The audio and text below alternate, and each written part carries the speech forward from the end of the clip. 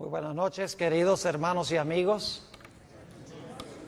Qué bueno ver a un grupo tan numeroso de personas aquí un miércoles en la noche para estudiar la palabra del Señor. Como se anunció, vamos a estudiar en nuestro tema de hoy algunos detalles sobre tal vez la profecía más difícil de la Sagrada Escritura, Daniel, el capítulo 11. Quiero decirles que una de las frustraciones que yo tengo es tratar de competir con la televisión. Saben que nos hemos vuelto muy superficiales en nuestra forma de pensar. En gran medida ya no podemos pensar lógicamente ni podemos en realidad concentrarnos sobre el estudio de la palabra de Dios, al menos que haya algo emocionante, algo espectacular. Lo que vamos a estudiar esta noche es complejo, pero creo que van a darse cuenta que es de grandísima importancia para estos últimos días. Así que vamos a tomar unos minutos para pensar y razonar de una forma calmada, serena. Procuremos concentrarnos sobre lo que vamos a estudiar. Sin embargo, antes de entrar a nuestro estudio, queremos pedir la compañía de Dios. Así que les invito a que junto conmigo inclinen sus rostros y vamos a orar. Padre Celestial, te damos gracias una vez más por el privilegio de encontrarnos en este lugar. Padre, necesitamos para comprender esta profecía sabiduría divina, pues la sabiduría humana no puede alcanzar a abarcar las grandes cosas de tu santa palabra. Así que pedimos que te manifiestes en este lugar por medio del ministerio de tu Espíritu Santo. Te damos gracias, Padre, por escuchar y responder nuestra oración, porque te lo pedimos en el nombre de Jesús. Amén. Al examinar los escritos del espíritu de profecía, es decir, los escritos de Ellen White, encontramos que ella solamente tiene 3 referencias al capítulo 11 de Daniel. Y ustedes se van a dar cuenta por qué estoy comenzando de esta forma mi presentación, porque vamos a compaginar la escritura con estos comentarios del espíritu de profecía. Uno de esos comentarios que ella tiene sobre Daniel 11 es un comentario muy general. Un segundo comentario que ella tiene es un poquito más específico. Y el tercer comentario que ella tiene, y recuerden que ella escribió más de 100,000 páginas, y solamente hace 3 referencias primarias a Daniel capítulo 11. La tercera referencia es bien específica, y allí ella cita versículos del capítulo 11 de Daniel. En efecto, ella cita los versículos 30 hasta el versículo 36 del capítulo 11. Solo una vez en todos sus escritos ella cita algún versículo de Daniel 11. En una cita ella menciona o pone allí en esa cita los versículos 30 hasta el versículo 36. Vale decir que ella nunca menciona los versículos controversiales, que son los versículos 40 al 45. No solo ella no cita estos versículos, sino que no usa ni siquiera el lenguaje de estos versículos.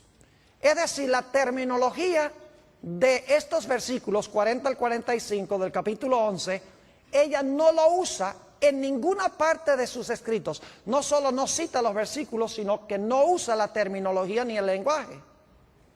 Y esto ha llevado a muchas personas a pensar que ella no tuvo nada que comentar sobre Daniel 11, 40 al 45. Yo quiero en esta noche disipar esa idea. Tuvo mucho que decir de Daniel 11. Aunque los versículos 40 al 45 nunca los cita, nunca usa la terminología del lenguaje, tiene mucho que decir en cuanto a estos versículos. Ahora, quisiera para comenzar leer estas 3 citas que encontramos en los escritos de esta comentarista bíblica. La primera cita se encuentra en Testimonios para los Ministros, un libro que ella escribió a los pastores, página 112. Y aquí, como menciono, es una referencia bien indirecta. Dice allí, la luz que Daniel recibió de Dios fue dada especialmente para estos postreros días. Las visiones que recibió en las riberas del Ulai, ese es Daniel 8, recibió Daniel 8 al lado del río Ulai, y el Hiddekel, la visión de Daniel 11 la recibió al lado del Hiddekel. Los grandes ríos de Sinar están ahora en el proceso de cumplirse y pronto todos los eventos predichos se habrán cumplido. Ahora fíjense que ni siquiera menciona Daniel 11, sencillamente menciona que las visiones que recibió al lado del Ulai, que es Daniel 8, y la visión que recibió al lado del Hiddekel, que es Daniel 11, están en el proceso de cumplirse. Y pronto todos los eventos que se mencionan allí se habrán terminado de cumplir. Ahora, la segunda cita es un poquito más específica. Se encuentra en un tomo que se llama Testimonios para la Iglesia, tomo 9, la página 14. Busqué esta cita en español y no la pude conseguir, así que la traduje. En el libro Testimonies for the Church, tomo 9, página 14, dice ella esto. El mundo está agitado con el espíritu de guerra. La profecía del capítulo 11 de Daniel casi se ha cumplido por completo. Entonces, ¿en qué parte de Daniel 11 estaríamos nosotros hoy? Si la profecía de Daniel 11 casi se ha cumplido por completo, significa que la mayor parte del capítulo se ha cumplido y estamos ¿a dónde? Estamos en los últimos versículos de Daniel 11. Sigue diciendo, pronto las escenas de angustia que se describen en las profecías ocurrirán. Ahora, en esta cita menciona específicamente Daniel 11. Dice que está, en la primera cita dice que Daniel 11 está en el proceso de cumplirse. Aquí un poco más específico, porque dice que la mayor parte de Daniel 11 ya se ha cumplido. Es decir, estamos en las escenas finales de Daniel, el capítulo 11. Ahora, la tercera cita es bien específica. Es la única cita, como les mencioné, a donde ella cita versículos de Daniel 11. Ella cita los versículos 30 al 36. Y quiero leer esa cita. Se encuentra, lamentablemente, está en una fuente que no se encuentra en español, no se encuentra traducido, pero yo traduje esta cita.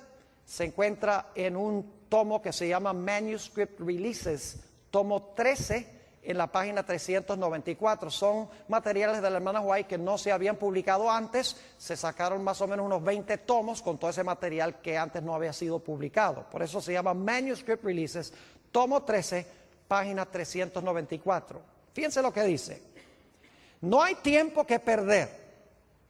Nos esperan tiempos angustiosos.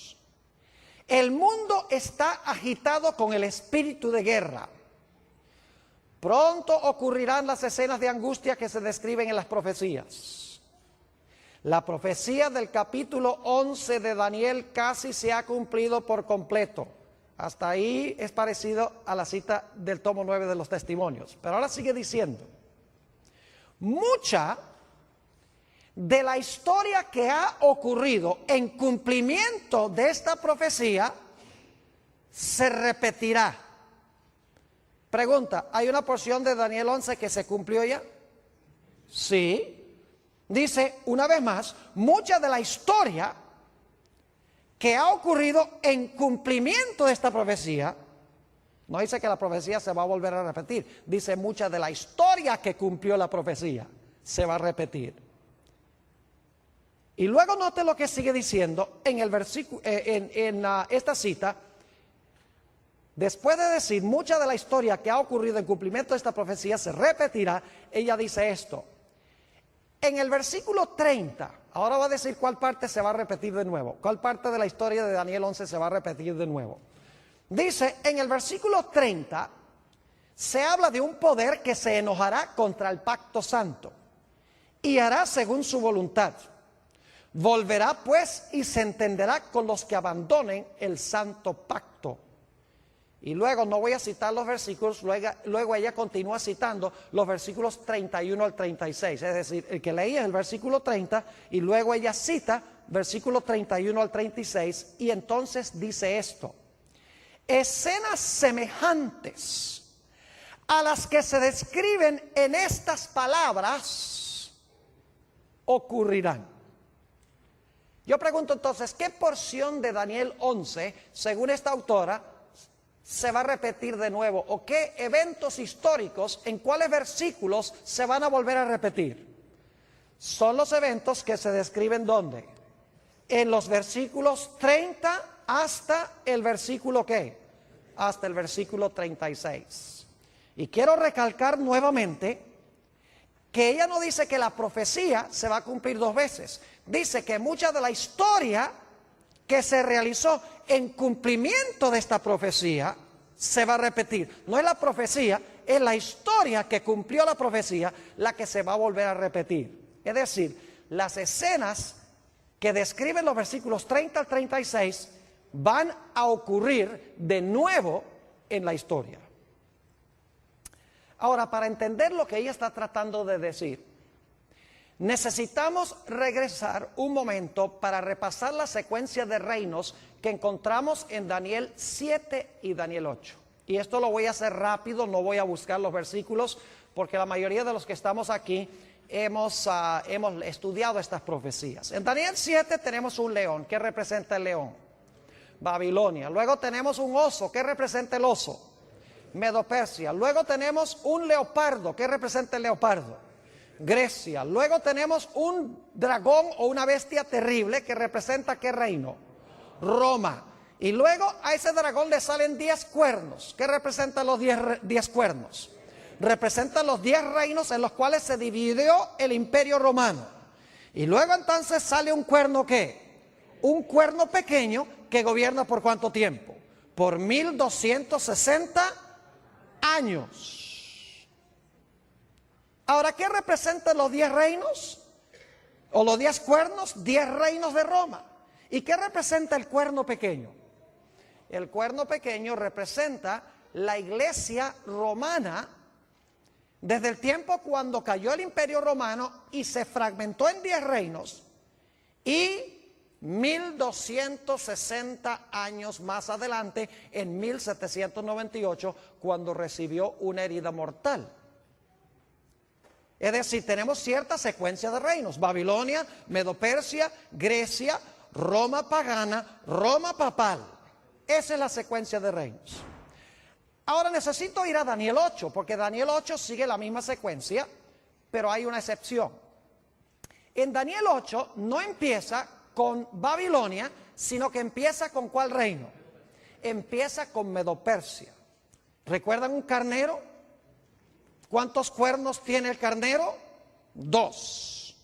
Uno es más alto que el otro y dice que este carnero representa ¿qué reino? Daniel 8 lo dice, versículo 20. Dice, el carnero representa el reino de Medo-Persia. Muy bien. Y luego después se levanta un macho cabrío que viene y ataca al carnero. ¿Y qué representa ese macho cabrío que tiene un cuerno notable entre sus ojos? Representa Grecia. ¿Y qué representa el cuerno notable?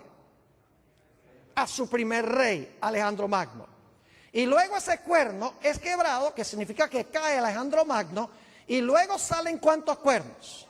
Salen cuatro cuernos, y en medio de esos 4 cuernos sale un cuerno ¿qué? Un cuerno pequeño. Ahora, claramente en Daniel 8 dice que el carnero representa a Medo-Persia. No cabe duda que el macho cabrío representa a Grecia. Su primer rey es Alejandro Magno. Los 4 cuernos que salen cuando ese cuerno grande es quebrado representan los 4 reinos en que se fragmentó el reino griego. Y luego entonces encontramos el cuerno pequeño, que si ustedes estudian con cuidado Daniel 8, van a encontrar que el cuerno pequeño tiene dos etapas. En primer lugar, el cuerno pequeño se extiende horizontalmente, porque conquista al norte, a la tierra deseable y al sur. Es decir, se extiende geográficamente. Pero luego dice que ese cuerno pequeño se mete con el reino de Dios y pisotea el santuario de Dios. Es decir, al principio es un cuerno político, pero luego se convierte en un poder religioso. Dos Romas, Roma política y Roma ¿qué? Y Roma religiosa. Es decir, tenemos la misma secuencia. Tenemos, en Daniel 7 empieza con Babilonia, ya Daniel 8 empieza con Medo-Persia, Grecia, Roma política, luego Roma papal o Roma religiosa. Ahora, con este trasfondo podemos entender un poco mejor la secuencia de Daniel 11. Vayan conmigo a Daniel 11 y vamos a leer empezando en el versículo 2. Lógicamente no podemos estudiar todos los detalles de este capítulo porque nos tomaría demasiado tiempo. Lo que quiero es que vean la secuencia de reinos. Daniel 11 y el versículo 2. Fíjense con qué reino comienza Daniel 11. Y ahora yo te mostraré la verdad. He aquí que aún habrá 3 reyes ¿en qué? En Persia.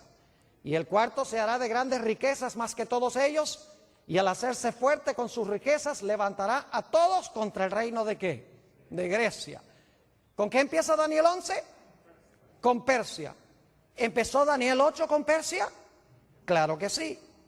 Ahora, note lo que dice el versículo 3. Acaba de mencionar el reino de Grecia y dice en el versículo 3, se levantará luego un rey valiente, el cual dominará con gran poder y hará su voluntad. Ese es el cuerno notable en Daniel 8.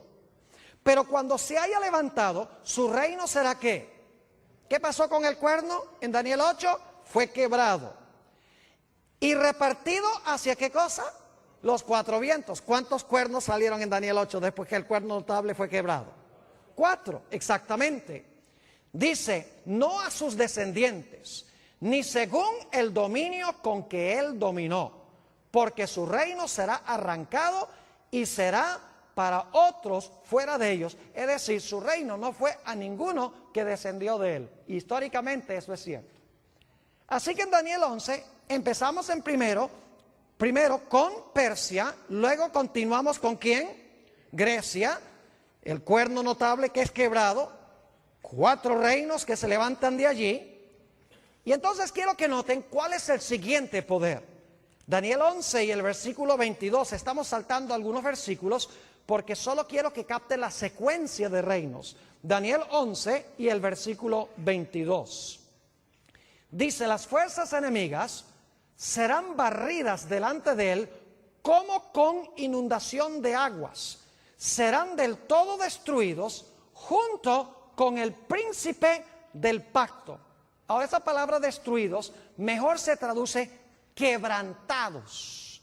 Es decir, ¿quién iba a ser quebrantado?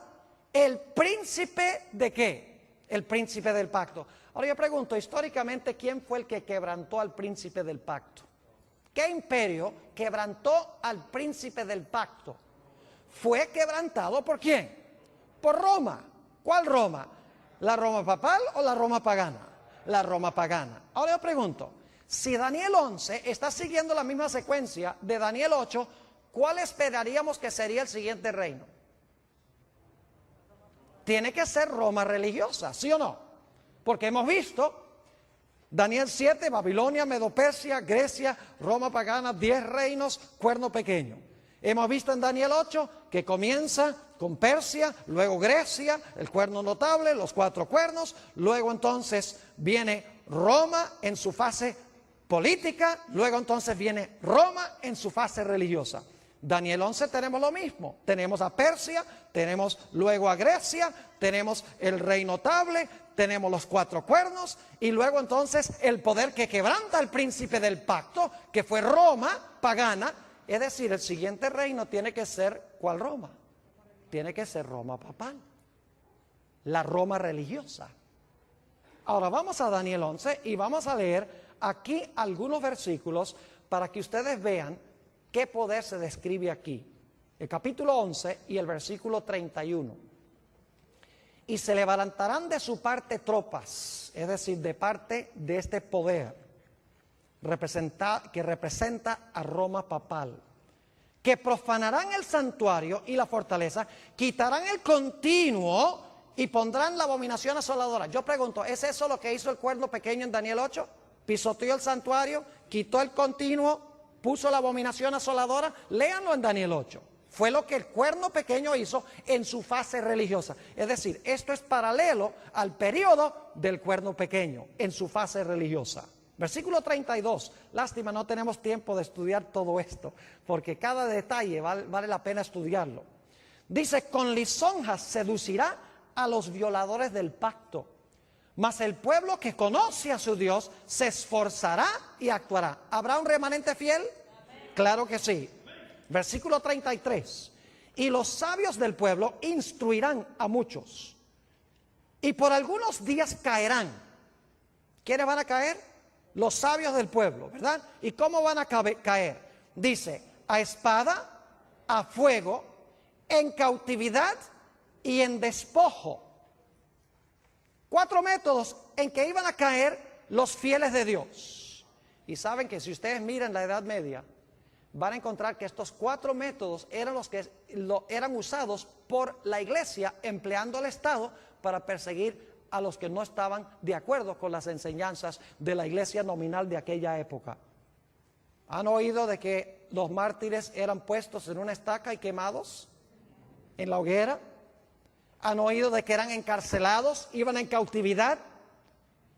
Y los valdenses, por ejemplo, dice la historia que los despojaron de sus propiedades, les quitaron sus propiedades. Es exactamente lo que se describe aquí, versículo 34. Y en su caída serán ayudados de pequeño socorro, y muchos se juntarán a ellos con lisonjas. También algunos de los sabios caerán para ser depurados y limpiados y emblanquecidos hasta el tiempo determinado, porque aún para esto hay plazo. Y ahora viene el versículo 36, que es vital. Habla del apogeo de este poder. Dice, el rey hará su voluntad y se ensoberbecerá y se engrandecerá sobre todo Dios, y contra el Dios de los dioses hablará maravillas y prosperará. Yo pregunto, ¿el cuerno pequeño habló grandes palabras contra Dios? ¿El cuerno pequeño persiguió a los santos de Dios? ¿Sí o no? ¿Y prosperó, según Daniel 7 y 8? Claro que sí, es el mismo poder aquí.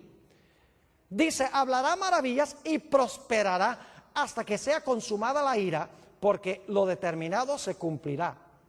Del Dios de sus padres, es decir, los padres son los apóstoles, los fundadores de la iglesia. Del Dios de sus padres no hará caso, ni del amor de las mujeres, ni respetará a Dios alguno, porque sobre todo se engrandecerá. Es decir, se va a proclamar Dios en la tierra, este personaje. Versículo 38.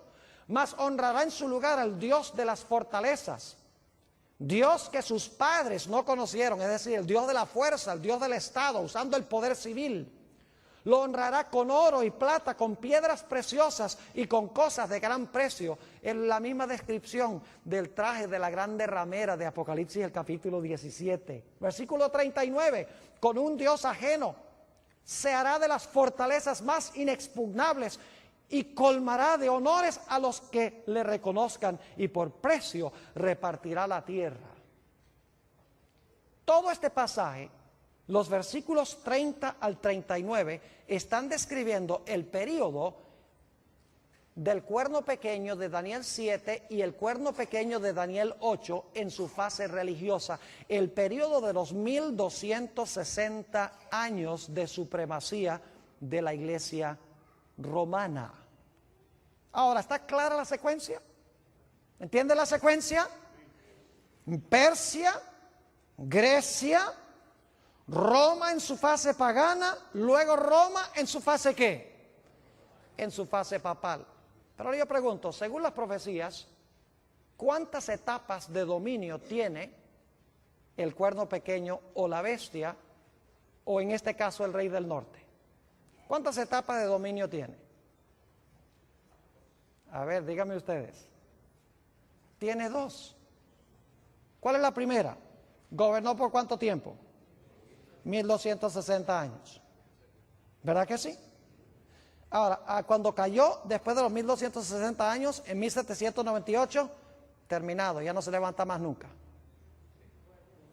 ¿O se va a volver a levantar?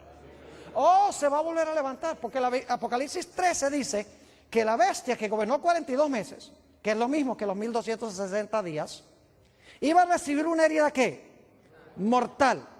Y por un tiempo iba a estar fuera de comisión. Y luego su herida de muerte se iba a ¿qué? Sanar, y nuevamente iba a gobernar ¿qué cosa? El mundo. Ahora podemos entender por qué Ellen G. White dijo que escenas semejantes a las del pasado se iban a repetir. ¿Me están entendiendo lo que estoy diciendo? Porque el mismo poder que dominó en el pasado, que recibió una herida mortal, que ha estado herido a este sistema, porque no puede usar el poder civil como lo hacía en la Edad Media, ese poder se le va a sanar la herida y luego va a repetir lo que hacía ¿cuándo? Lo que hacía durante los 1260 años. Por eso es que la autora que leímos dice, nuevamente, leo esta cita, dice, escenas semejantes a las que se describen en este versículo o en estas palabras ocurrirán de nuevo. Y luego entonces llegamos al versículo 40. Ahora yo quiero decirles cómo se relaciona el versículo 40 con los versículos 31 al 39. En el versículo 40 habla del rey del sur que se acornea contra el rey del norte. Es decir, el rey del sur ataca al rey del norte en el tiempo del fin. Pero luego dice que el rey del norte levanta contra el rey del sur, ¿qué cosa? Tempestad. Y se lanza contra él. Y si siguen leyendo hasta el versículo 45, se van a dar cuenta que el rey del norte, que dominó durante los 1260 años, versículo 31 al 39, y que recibió una herida mortal por parte del rey del sur en 1798, cuando el rey del sur se acorneó contra él, ese poder dice que va a conquistar al rey del sur y nuevamente va a llegar a tener un dominio mundial, un dominio global. Ahora, es interesante, como les mencioné, notar que Ellen G. White no cita ni un solo versículo de los versículos 40 al 45. O sea, cita hasta el versículo 36, nos ubica. Dice, este es el periodo cuando este poder ejerció su dominio. Pero en cuanto al tiempo cuando se le sana la herida, por lo menos no usa el lenguaje de Daniel 11 y empezando en el versículo 40. Y la gente dice, por lo tanto, ella no tuvo nada que decir en cuanto a estos versículos. Ahora, yo quiero decirles que ella tuvo mucho que decir en cuanto a estos versículos. Y se lo voy a demostrar, pero la forma en que lo vamos a hacer es, en vez de estudiar desde el versículo 40 hasta el versículo 45, lo que vamos a hacer es empezar en Daniel 12 y el versículo 2 y trabajar hacia atrás. En vez de ir hacia adelante del 40 a Daniel 12.2, vamos a empezar en Daniel 12.2 y vamos a trabajar deductivamente, vamos a regresar hacia el versículo 40. ¿Entiende lo que vamos a hacer?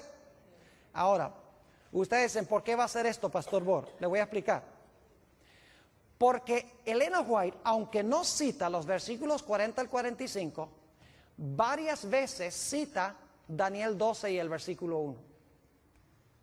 Es decir, ella varias veces menciona Daniel 12.1. Y ustedes dicen, ¿por qué es importante eso? Noten cómo comienza Daniel 12 y el versículo 1. Dice, en aquel tiempo se levantará Miguel. La pregunta es, ¿en cuál tiempo se levantará Miguel? ¿A dónde buscaríamos el tiempo que se menciona aquí en el versículo 1? En aquel tiempo se levantará Miguel. Eso nos manda a regresar ¿a dónde? Al capítulo 11. En aquel tiempo se levantará Miguel. Así que si podemos saber a dónde Elena G. de White cita, porque cita también Daniel 12:2, si podemos saber dónde ella cita Daniel 12:2 y Daniel 12:1, entonces lo que viene antes de la cita de Daniel 12:1 debe ser el comentario sobre los versículos 40 al 45. ¿Me están siguiendo o no me están siguiendo? Ahora vamos a mirarlo.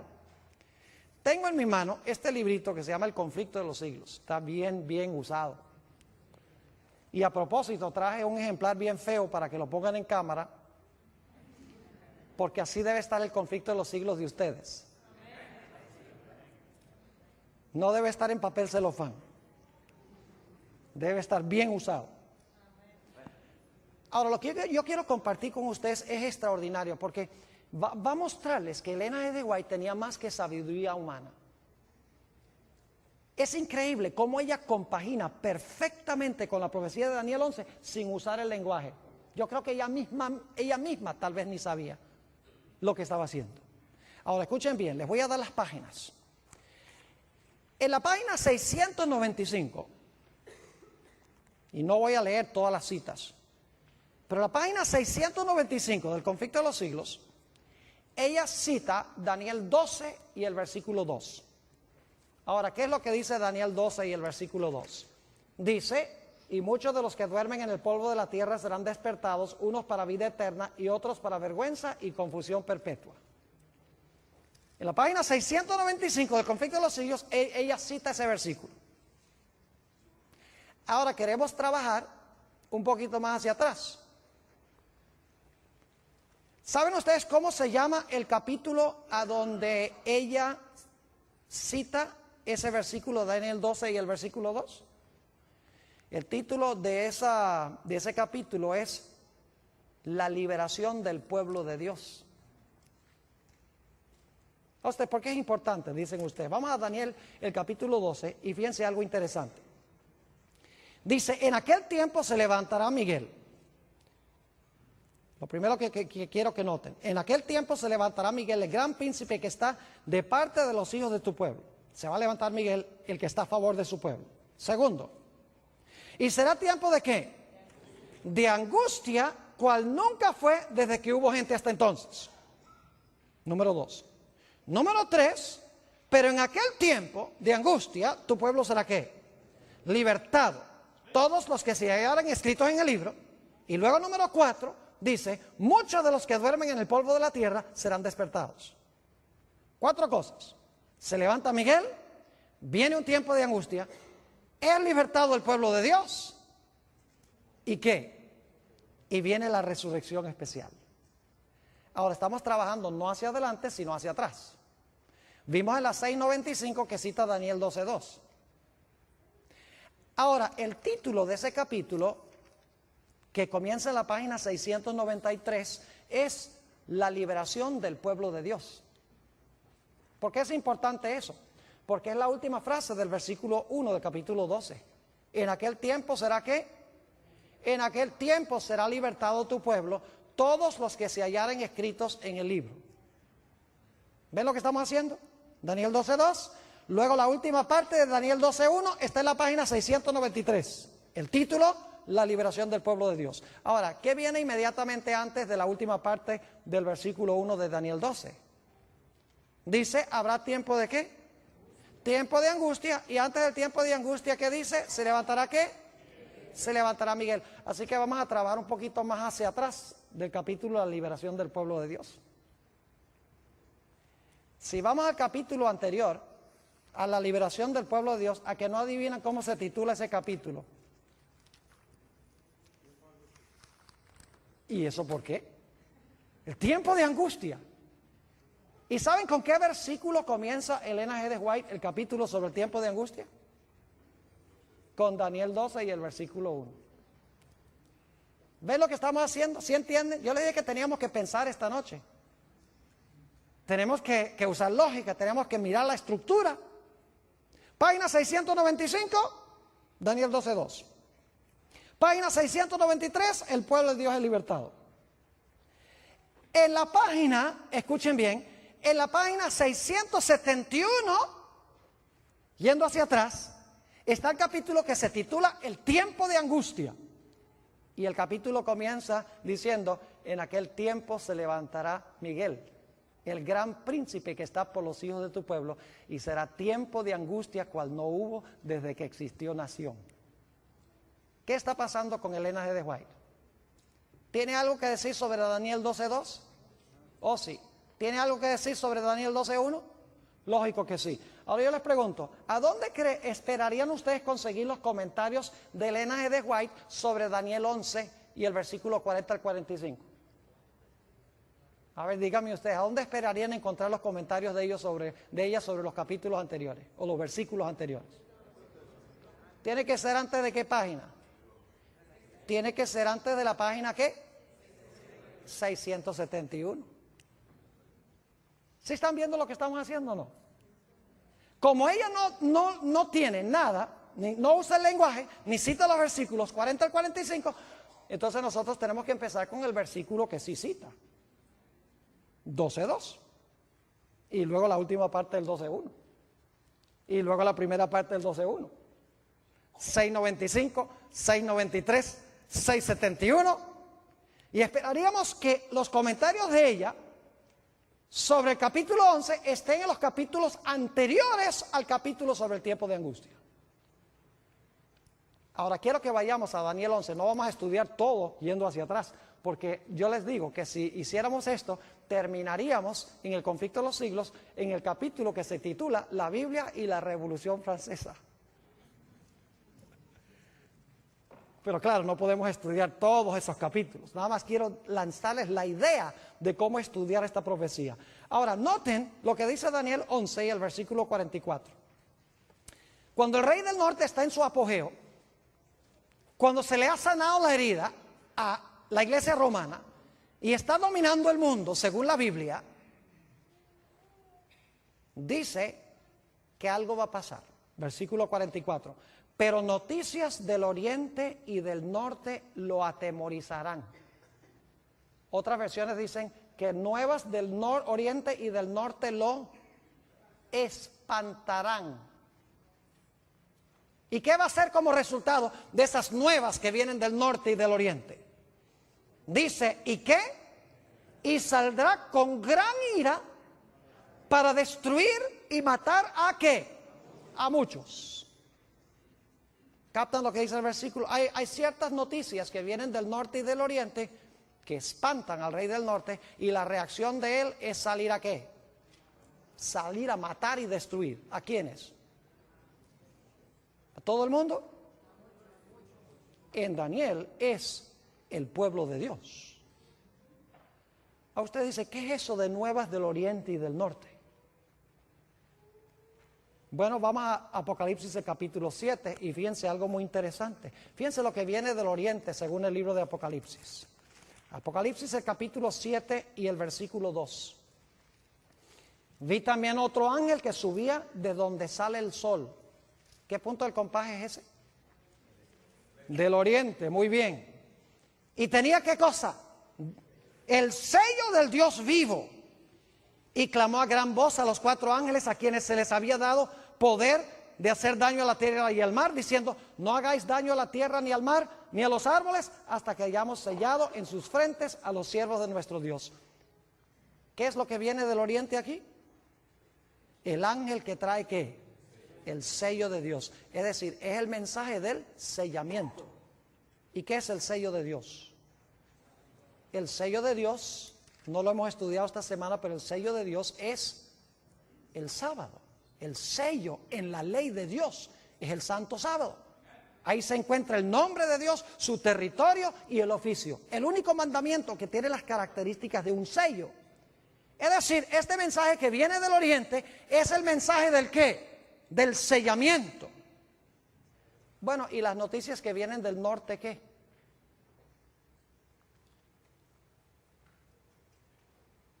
Ahora, nosotros generalmente pensamos en los puntos del compás. ¿Dónde queda el norte aquí? Que estoy un poquito desubicado.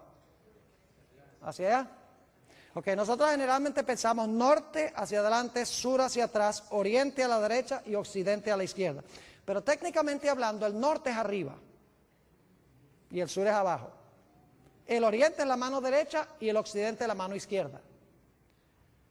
Yo pregunto, ¿a dónde tiene Dios su trono? En el cielo. Pero específicamente, ¿en qué punto del compás según la Biblia? Cuando Lucifer quiso ocupar el trono de Dios, dice que quiso ocupar el trono de Dios a los lados ¿de qué? A los lados del norte. ¿Y Dios vive dónde? Ya hemos visto, vive en el cielo. Ahora noten Apocalipsis el capítulo 18. Apocalipsis el capítulo 18 va a hablar de la caída de este sistema religioso apóstata. Dice en Apocalipsis 18 y el versículo 1: después de esto vi a otro ángel descender ¿de dónde? ¿Qué dirección del compás es eso? Del norte, muy bien. Después de esto vi a otro ángel descender del cielo con gran poder, y la tierra fue alumbrada con su gloria. Pregunto, ¿son nuevas que vienen del norte, sí o no? ¿Sí? ¿El sello viene del oriente? Claro que sí. Y clamó con voz potente diciendo: ha caído la gran Babilonia, que dicho sea de paso, el mismo rey del norte de Daniel, el capítulo 11. Y se ha hecho habitación de demonios y guarida de todo espíritu inmundo y albergue de toda ave inmunda y aborrecible. Es decir, este sistema religioso ha caído porque impone la marca de la bestia, mientras que Dios, ¿qué es lo que da? Su sello. Versículo 3: porque todas las naciones han bebido del vino del furor de su fornicación, y los reyes de la tierra han fornicado con ella, y los mercaderes de la tierra se han enriquecido de la potencia de sus deleites. Y ahora escuchen, esto es lo que especialmente espanta este sistema, no solamente porque se está predicando que el sistema ha caído, sino que se está llamando a los que están en el sistema a salir. Dice en el versículo 4: y oí otra voz del cielo que decía: salid de ella, pueblo mío, para que no seáis partícipes de sus pecados, ni recibáis parte de sus plagas. Yo pregunto entonces, ¿cuáles son las nuevas que vienen del oriente y del norte que espantan a este rey del norte humano que quiere usurpar el lugar de Dios? Es el mensaje de ¿qué? Del sellamiento, y el mensaje de que Babilonia ha caído, y la invitación de que los fieles de Dios salgan de ese sistema apóstata.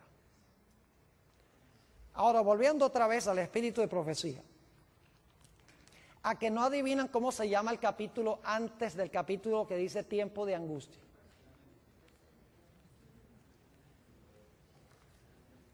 ¿Sabe cómo se titula? El mensaje final de Dios. ¿Y saben con qué pasaje comienza Elena G. de White ese capítulo? En la página 661. Después de esto vi a otro ángel descender del cielo con gran poder, y la tierra fue alumbrada con su gloria. Cita Apocalipsis 18 y el versículo 1 al 4. ¿Y saben qué más dice en ese capítulo? Dice en primer lugar que los poderes del mundo unidos, el protestantismo apóstata, con la iglesia romana y con los reyes de la tierra, están imponiendo por ley la observancia del primer día de la semana. Mientras que el pueblo de Dios, dice allí, con rostros iluminados, está yendo y proclamando que Babilonia ha caído y que la gente debe recibir el sello de Dios, debe guardar el sábado como señal de su lealtad a Dios. Y dice ella allí que como resultado del mensaje que proclama el pueblo de Dios, para usar una buena expresión puertorriqueña, los poderes religiosos del mundo se van a enfogonar contra el pueblo de Dios. Yo pregunto, ¿es lo mismo que encontramos en el versículo 44? Claro que sí. Solo que ella no está usando el lenguaje, pero sí está describiendo los eventos sin usar el lenguaje. En un momento le voy a explicar por qué no usó los versículos ni usó la terminología. Hay una razón especial por la cual no lo hizo. ¿Están entendiendo lo que estamos haciendo? Página 695, Daniel 12:2. Página 693, la última frase de Daniel 12:1. Tu pueblo será libertado. Página 671, se levantará Miguel y habrá tiempo de angustia. Página 661, el mensaje que viene del norte, del cielo, de que la gente salga de Babilonia, y el mensaje del sábado, del sellamiento de recibir el sello del Dios vivo y la ira que tendrá el mundo religioso contra aquellos que reciban el sello de Dios. Ahora yo quiero preguntar, ¿a dónde esperarían ustedes conseguir lo que Elena G. de White tiene que decir sobre los versículos antes del versículo 43? O antes del versículo 44. ¿Dónde esperarían conseguir los comentarios de ella? ¿Antes de qué página? Antes de la página 661. Y si tuviese tiempo, que no lo tengo, iríamos hacia atrás en el conflicto de los siglos y veríamos que Elena G. de White, en su orden cronológico exacto, describe los eventos que se encuentran en los versículos 40, 41, 42 y 43. La única razón por la cual nosotros nos hemos movido de adelante hacia atrás es porque no podemos empezar en el versículo 40 porque Elena G. de White no tiene referencia a ese versículo. Ni el 41, ni el 42, ni el 43, ni el 44, ni el 45. Pero sí tiene Daniel 12:1. Entonces uno, si cita Daniel 12:1 y dice, en aquel tiempo se levantará Miguel. Entonces, aquel tiempo son los versículos anteriores y trabajamos hacia atrás. Y descubrimos que ella está siguiendo el mismo orden que encontramos en Daniel capítulo 11 sin emplear la terminología. Así que si ustedes quieren saber lo que significa la profecía de Daniel 11, lo único que tienen que hacer es empezar leyendo el conflicto de los siglos en el capítulo que se titula La Biblia y la Revolución Francesa, que es cuando el rey del sur, Francia, el ateísmo, se levantó contra Roma papal, llevó cautivo al papa y le quitó su poder civil, del cual no se ha recuperado todavía. Y luego siguen leyendo los capítulos y van a encontrar cómo ella describe que poco a poco este poder va a recuperar otra vez su trono. Y se va a unir con los protestantes, que es la tierra gloriosa que se menciona en Daniel 11, 42 y 43. Ojalá tuviera tiempo de hablar de la tierra gloriosa, que representa el protestantismo, especialmente como se encuentra en los Estados Unidos. Y dice que se van a unir con los poderes civiles del mundo, como pasó durante la Edad Media. Y su herida mortal se va a sanar y nuevamente va a recuperar el poderío en el trono del mundo. Yo pregunto, ¿cuadra eso con el panorama que presentan las profecías? Recibió una herida mortal en el tiempo del fin. Por un tiempo estuvo inactiva, pero luego su herida de muerte, que fue ¿qué? Sanada, y se maravilló los Estados Unidos en pos de la bestia. No, Estados Unidos también, pero en realidad se maravilló toda la tierra en pos de la bestia. Ahora alguno dirá, pero Pastor Bor, ¿por qué es que Elena G. de White, si tiene esta interpretación, por qué razón es que ella nunca cita los versículos? ¿Por qué ni siquiera usa la terminología? Es que ni las palabras las usa. ¿Por qué es que ella describe los eventos sin usar las palabras simbólicas? Le voy a explicar. Porque en nuestra iglesia, alrededor del tiempo de los 1870, el editor de la revista adventista del Review and Herald era Uriah Smith. Y Uriah Smith, en esa década de los 70, cambió la interpretación de la iglesia adventista del Rey del Norte. Empezó a enseñar de que el Rey del Norte no era Roma religiosa, sino que era Turquía, que no cuadra con Daniel 11. Y el esposo de Elena G. de White, Jaime White, él decía, no es Turquía, es Roma religiosa, siguiendo la secuencia de los reinos en todos los capítulos. Queda claro de que el Rey del Norte es el mismo cuerno pequeño, es Roma papal. Y Jaime White y Uriah Smith se pusieron a pelear y estaban dividiendo la iglesia.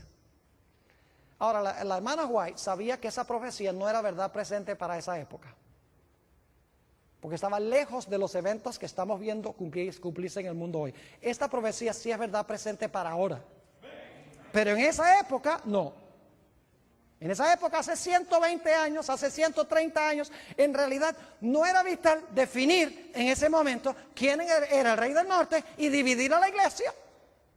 Así que Elena G. de White dijo, voy a ser sabia. En vez de tomar la parte de mi esposo y que todo el mundo diga, claro, es el esposo. Porque ella sabía que el esposo tenía razón. Ella dice, lo que voy a hacer es describir lo que dicen esos versículos sin usar la terminología. Y algún día alguien inteligente va a descubrir lo que hice.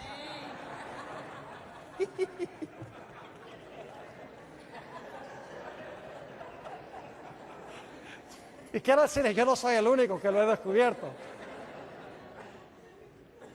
Pero mis hermanos y hermanas, estas no son cosas que nosotros podemos descubrir nada más leyendo someramente la Escritura.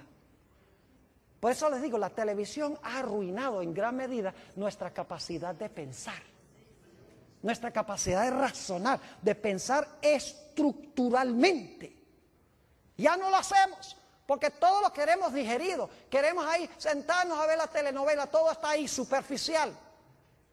Y hemos dejado de razonar, de pensar, de luchar con los grandes problemas que presentan las profecías y las Escrituras. Yo pienso que puedo regañarlos porque esta noche es mi última noche. Ahora escuchen bien. Algunas personas preguntan, Pastor, ¿por qué Ellen G. de White no menciona a Islam en las profecías?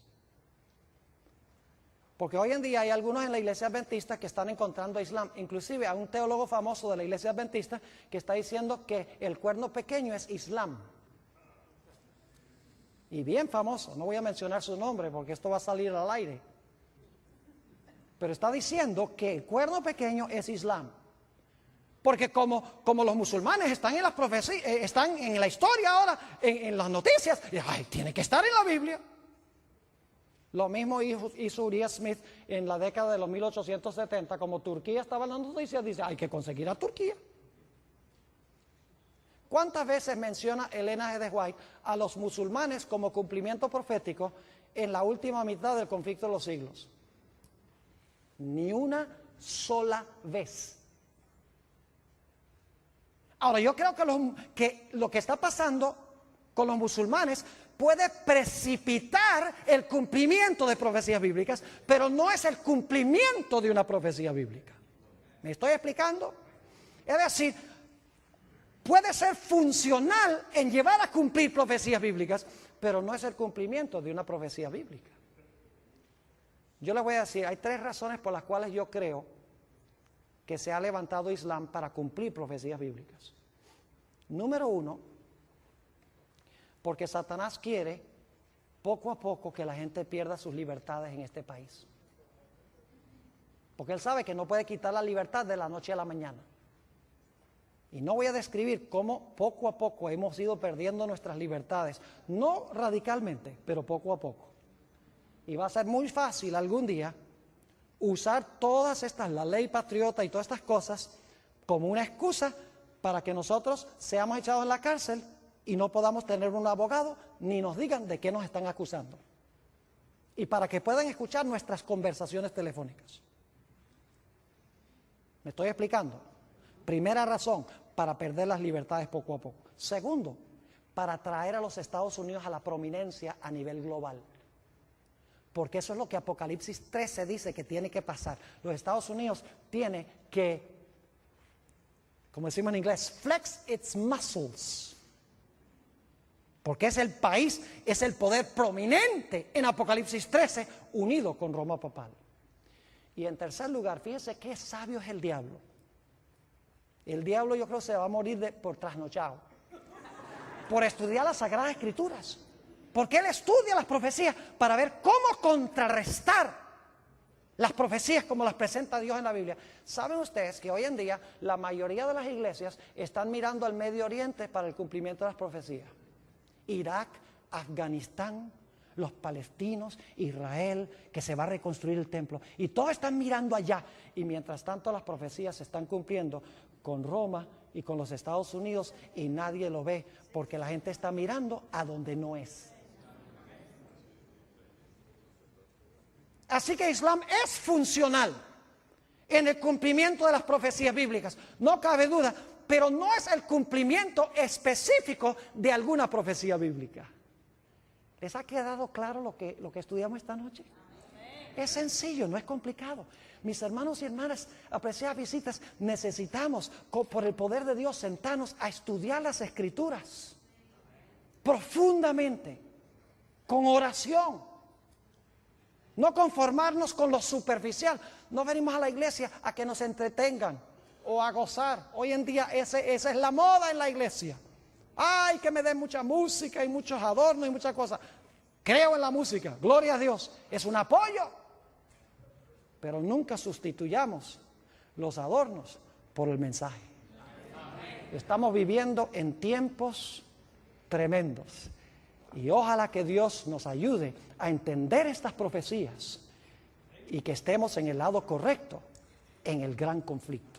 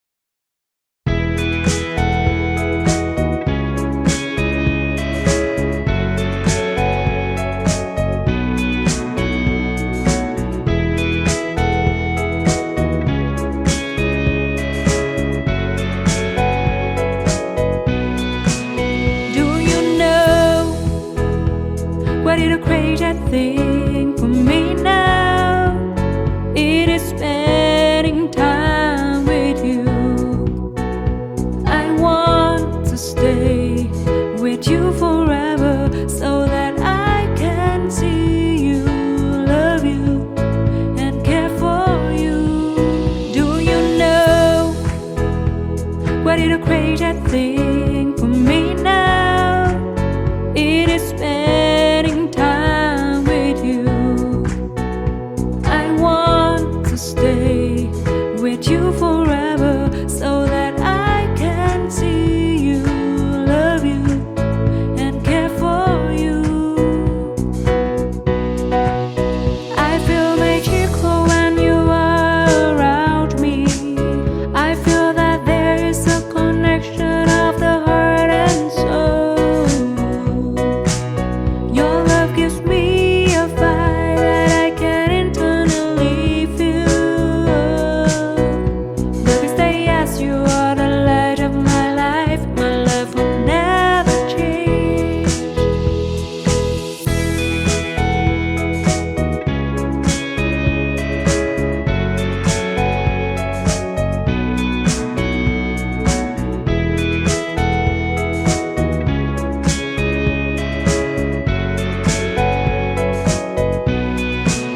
Do you know what is a crazy thing for me now? It is spending time with you. I want to stay with you forever so that I can see you, love you, and care for you. I feel magical when you are around me. I feel that there is a connection of the heart and soul. Your love gives me a fire that I can internally feel.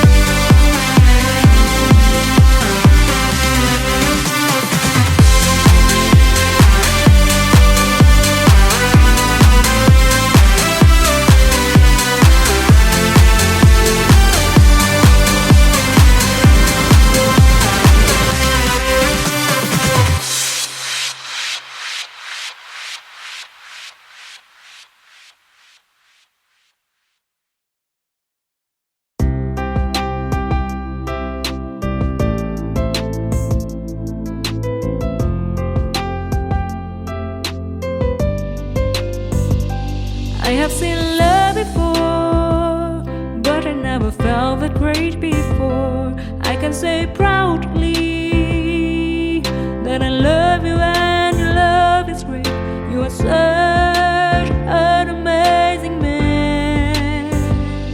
I have seen love before, but I never felt that great before. I can say proudly that I love you and your love is great. You are such an amazing man. You have awakened a part of me. You have created something I've never knew. You not only care about me, but you always respect me as I am. You have accepted a part of me, and that makes all the difference to me. You are such an amazing man.